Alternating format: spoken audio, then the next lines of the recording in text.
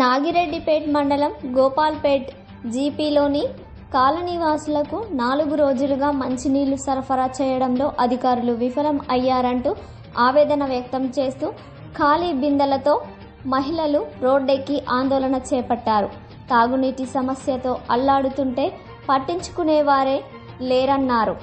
దాదాపు అరగంటకు పైగా ప్రధాన రహదారిపై మహిళలు రాస్తారోకోతో పాటు ట్రాఫిక్ను జామ్ చేశారు.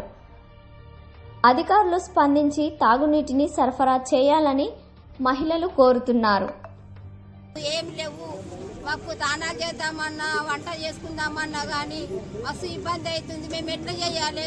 మరి సెక్రటరీ చెప్తే సెక్రటరీ వస్తలేడు, ఏం చేస్తలేడు. సర్పంచ్ నేనేం చేసుకోవాలి? సర్పంచ్ని అడిగితే నేనేం చేయాలి? నాతో ఏం కాదంటున్నాడు. మరి ఓళ్ళతోటి మేము మాట్లాడాలి, ఓళ్ళతో ఎట్లా చేయాలి? ఏం కాదా? మరి ఫోన్ చేస్తేనేమో ఏమంటున్నాడు, నాకేమన్నా గవర్నమెంట్ నా గవర్నమెంట్ ఏమన్నా పైసలు ఇస్తుందా? ఏమైనా 6,000 జీతం ఇస్తుంది, నేను చేయాలి, నేను పని చేయాలి అన్నాడు ఆయన. అంటే మరి ఎట్లా మరి ఓన్ చేయాలి? మేము వీళ్ళకి కావాలన్నా మేము ఏడికెళ్ళి ఎత్తుకొచ్చుకోవాలి.